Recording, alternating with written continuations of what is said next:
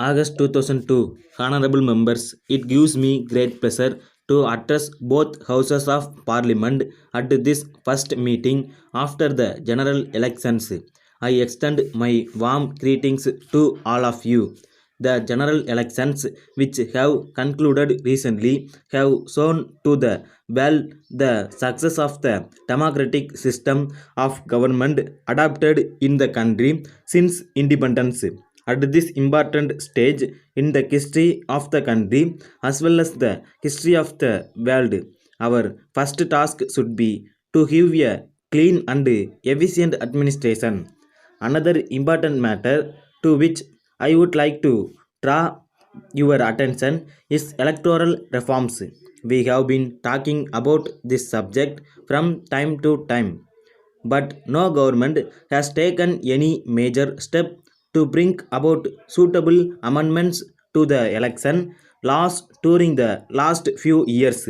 The object of such a law will be to get rid of money power and to bring an accountability in the case of political parties so that the elections may be conducted in a free and fair manner.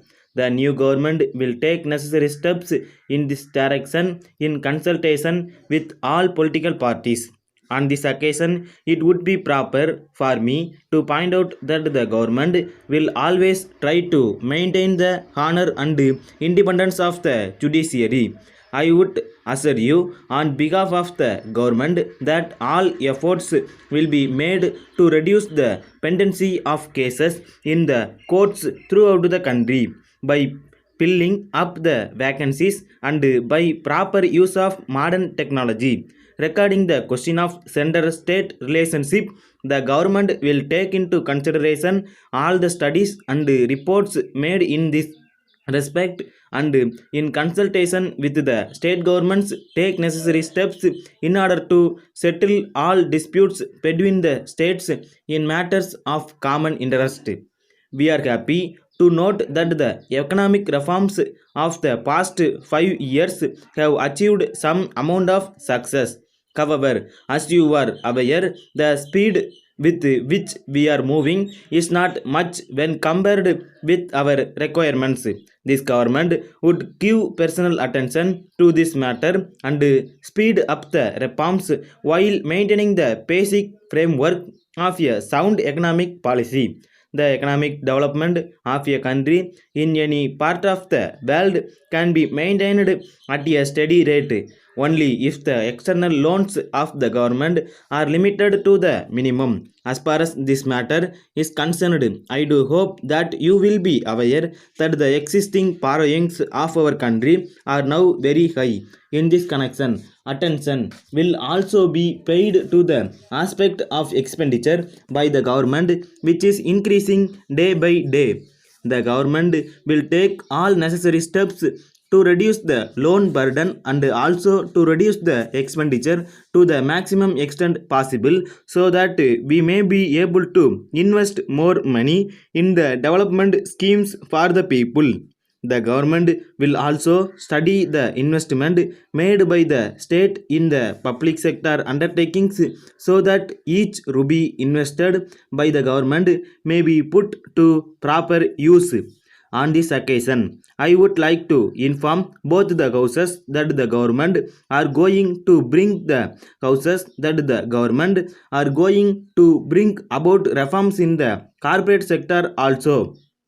Suitable change will therefore be made in the company law and land sealing laws to ensure full use of our resources so that our industry there may be able to meet the competition from other parts of the world. At this important time, this house will have the great honor of taking this country to the next century. Thank you. Letter from Gopal and Company Limited, Salem to Messrs. Bhaskar and Sons Limited, Chennai. Dear Sars, this is with reference to your kind inquiry about the latest price list and catalog of our products. you may be aware of the increase in the transport charges and the increase in the cost of the raw materials. Since we are dealing in class articles, we will have to face the risk of damage during transport. We are sorry to inform you that our factory remained closed for 2 months last year, and this has resulted in the decrease in turnover compared to the previous year. We are therefore not in a position to supply the materials at the existing rates and are forced to increase the price 5%. We request you kindly to bear with this increase. We also request you take all steps necessary to market our products in this part of the country, and we are willing to pay the necessary charges that you may be incurred by you in this record. On this occasion, we would like to place and record our gratitude for your support and help, which has helped us to tackle our difficulties. We look forward to the pleasure of your continued support in the years to come. We enclose here with our latest price list and catalog. We would be glad to send you any other information that you may require. Yours faithfully.